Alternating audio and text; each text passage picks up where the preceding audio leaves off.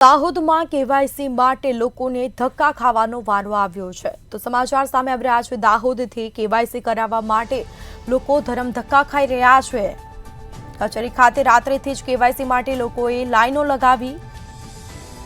રાત્રેથી KYC માટે લોકો કચેરી બહાર સૂતેલા પણ જોવા મળ્યા હતા।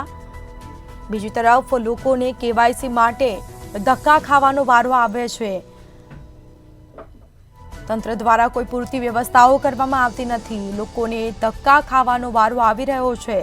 કચેરી ખાતે રાત્રેથી કેવાયસી માટે લોકોએ લાઈનો લગાવી હતી।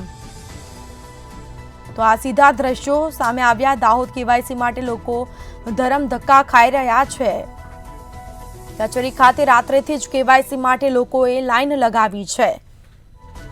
અમુક લોકો છે તે બહાર સૂતેલા પણ નજરે પડી રહ્યા છે। તો આ તંત્રની બેદરકારી, સરખી કોઈ વ્યવસ્થાઓ કરવામાં નથી આવી, જેના કારણે લોકો લાઈનમાં રહેવા માટે મજબૂર બન્યા છે। રાત વિતાવવા માટે મજબૂર બન્યા કચેરીની બહાર। કચેરી ખાતે રાત્રેથી કેવાયસી માટે લાંબી લાઈનો લાગી હતી। લોકો ત્યાં સૂતેલા પણ નજરે પડી રહ્યા છે। તો કચેરી ખાતે રાત્રેથી જ કેવાયસી માટે લોકોએ લાઈનો લગાવી હતી।